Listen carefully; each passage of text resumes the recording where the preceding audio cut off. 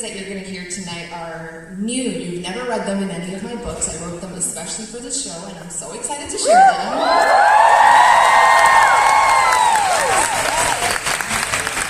But don't worry, I know some of you are like, new stuff. Ew, I just came here for the old shit that I love. And if that's what you're here for, don't worry, I got you too. There are going to be poems from all the books. We're going to do poems. So let's get started. That's what I was doing when I was trying to get better, because I was in like serious bad situation for like 3 years. And then I just was like in my room, I'm like, it's fine. What is it? Like, fake it till you make it? So I was just like smile in the mirror and be like, you are not depressed, you are not depressed. And then one day after lots and lots of work, I wasn't. So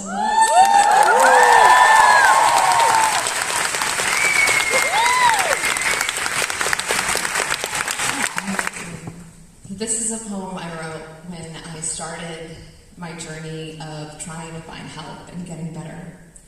This is Depression Doesn't Knock.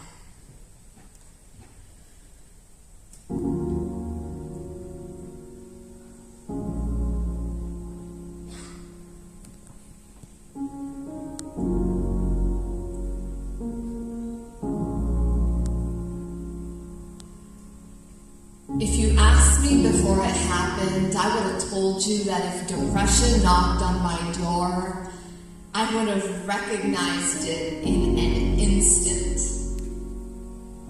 I would have smelled it coming. In fact, the flock of birds waiting outside my window would have signaled its arrival. I knew every single symptom off the top of my head. I mean, who do you think diagnosed at least half her friends? It was me. There was no way it was going to get past me. But depression didn't knock when it arrived. It slid through an open window when I wasn't looking. I didn't notice when it stepped inside. It must have just slipped into me while I was sleeping. Because by the time I realized that this wasn't a sadness I was experiencing, the sickness had its nails clawed so deep into the fibers of my mind, I couldn't even tell which parts were it and which parts were me anymore. So I blamed my past. I blamed my work. I blamed everything until there was nothing left to blame. And the thought of dying became the only thing that calmed me. And death should terrify normal people, yet here I was acting like it was some sort of solution. Clearly, I needed help. So I began my search for a therapist. And let me tell you, finding the right therapist is like dating. Mm-hmm. You gotta go and try all these different ones until you find one that you click with. And the best ones are always taken. So from Monday to Friday that week, I met with a different therapist a day until I found one that I felt some chemistry with. In our first session together, I asked, will this ever go away? Will I be happy? And she said, oh, honey, our hour's up. And I was like, since when is an hour 50 minutes? So then I went home, and I signed up for meditation. But then I ran out halfway because my thoughts got so loud that I couldn't even take them anymore. And then I tried yoga, thinking I could downward facing dog the depression away. And then I met a transformation coach who said all I needed to do was reprogram my thoughts and make them more positive. Which sounded like way too much responsibility. No, thank you. My doctor said that exercising an hour every single day should help. And I wanted to ask my doctor, how the hell am I supposed to do that when I barely have the energy to leave my bed? I ordered 25 books about depression. And I proceeded to read every single one, which made me more depressed. And the irony is that this is a lot of work for anyone. So imagine how it is for someone with a sickness that makes moving feel impossible. Most days it's a battle to just get up out of bed and walk out the door. So I want a standing ovation for every person who moves toward the sun when there is a shadow pulling them back on the inside.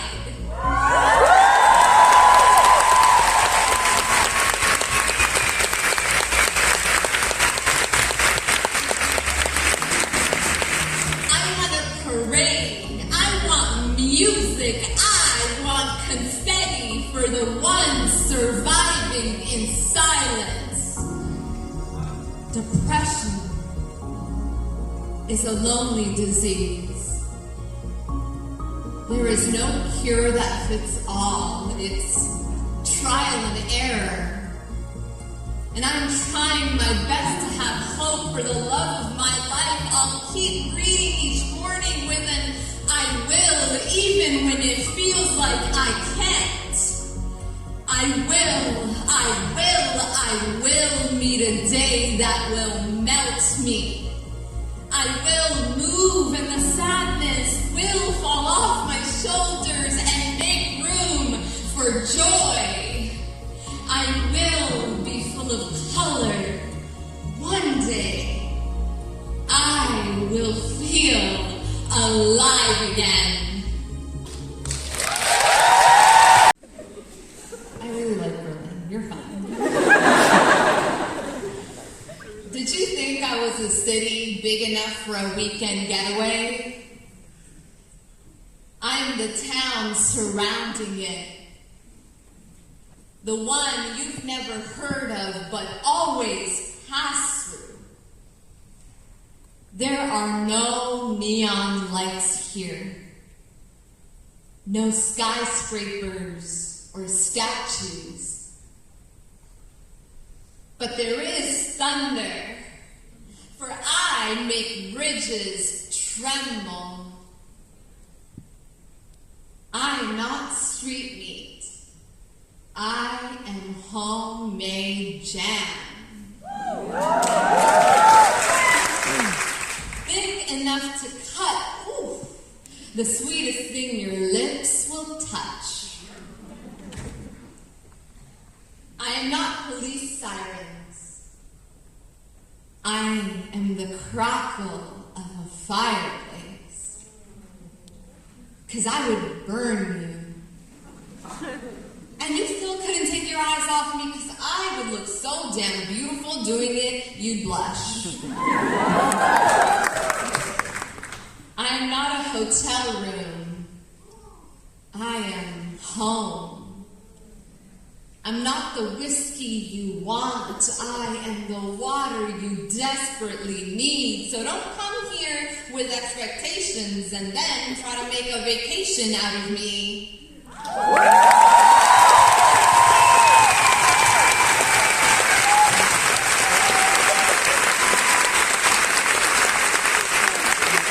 I want to have you to fill the empty parts of me. I want to be full on my own. I want to be so complete that I could light a whole city. And then I want to have you because the two of us combined would set that shit on fire.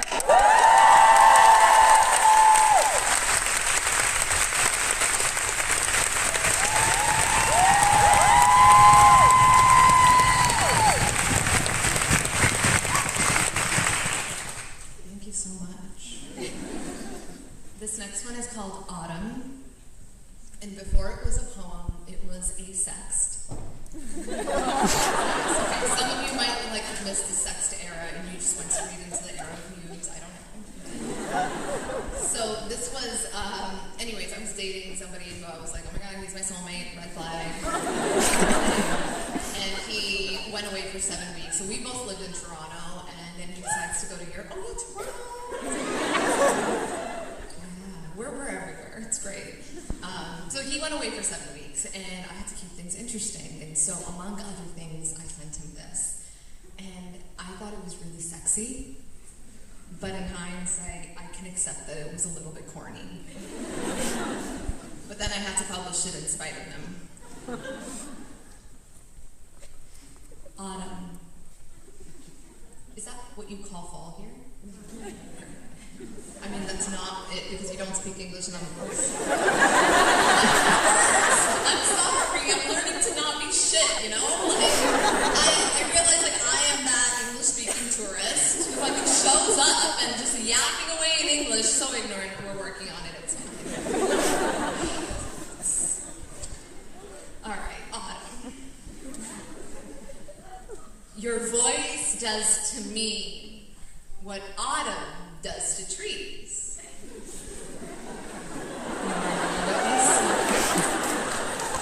You called to say hello, and my clothes fall naturally.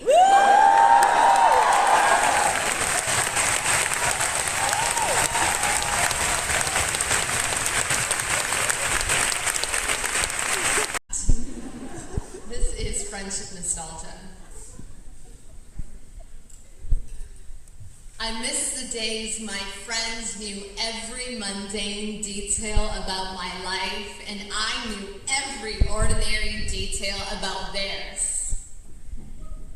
Adulthood has starved me of that consistency. Those walks around the block, those long conversations when we were too lost in the moment to even care what time it was. When we won and we celebrated. When we failed and celebrated even harder. When we were just kids. And now we have our very important jobs that fill up our very busy schedules. We have to compare calendars just to plan coffee dates that one of us will eventually cancel. Because adulthood is being too exhausted to leave our apartments most days. I miss knowing that I once belonged to a group of people that was bigger than myself, because it was that belonging and that connection that made life easier to live.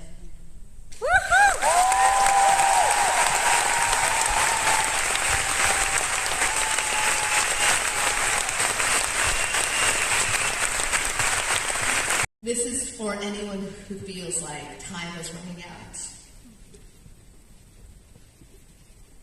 They convinced me I only had a few good years left before I was replaced by a girl younger than me. As though men yield power with age, but women grow into irrelevance. They can keep their lives, for I have just gotten started, and I feel as though I just left the womb. My 20s are the warm-up for what I'm really about to do.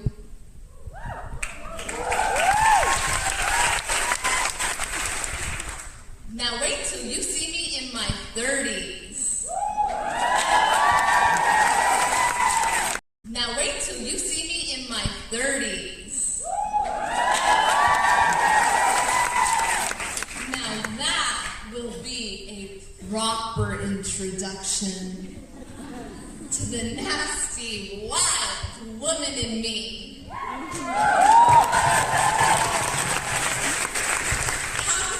Before the party started. Rehearsals begin at age 40.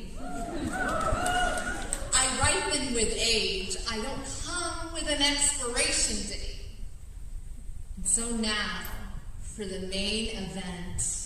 Curtains up at age 50, ladies. Let's begin the show.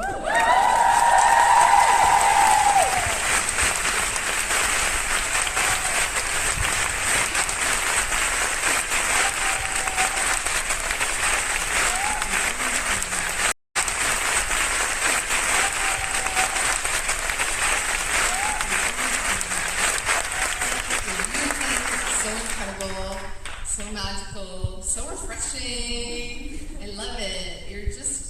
We're the same. We like to have a good time. I like it. I feel like you're my people. It's great.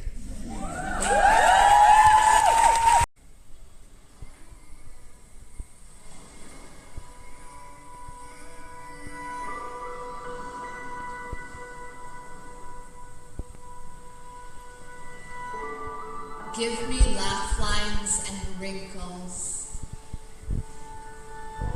I want proof of the jokes we shared. Engrave the lines into my face like the roots of a tree that grow deeper with each passing year. I want sunspots as souvenirs for the beaches we laid on. I want to look like I was never afraid to let the world take me by the hand and show me what it's made of. I want to live so hard that the block of my hair runs out.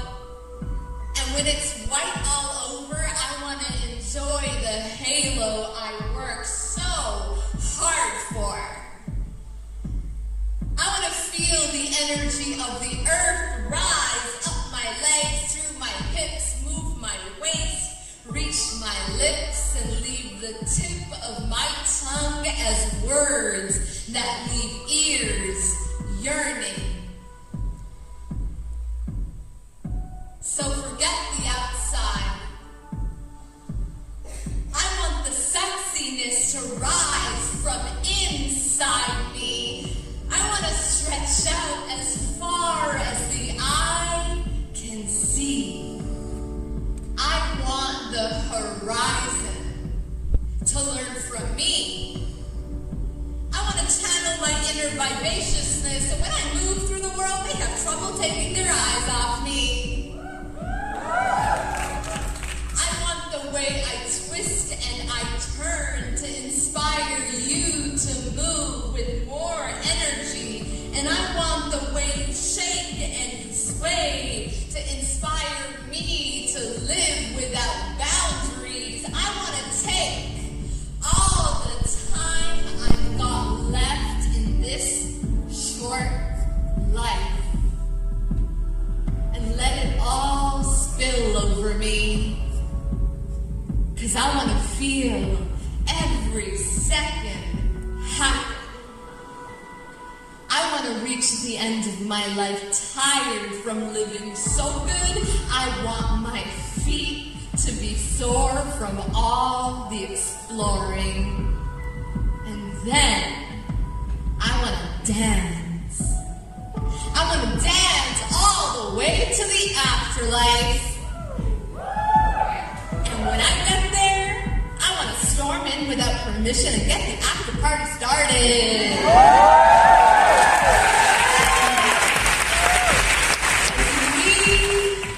We have been here, we have lived, and we deserve to celebrate every moment of it.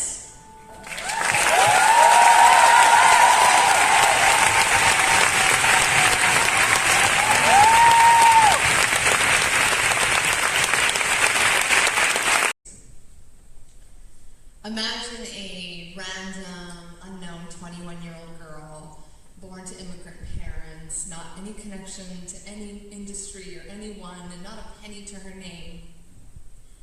And she self-publishes a book of poetry after being told repeatedly that self-publishing is possibly the worst thing that she could do for her career. And she does it anyway. And this book goes on to become a #1 bestseller, sits on that list for over 100 weeks and says,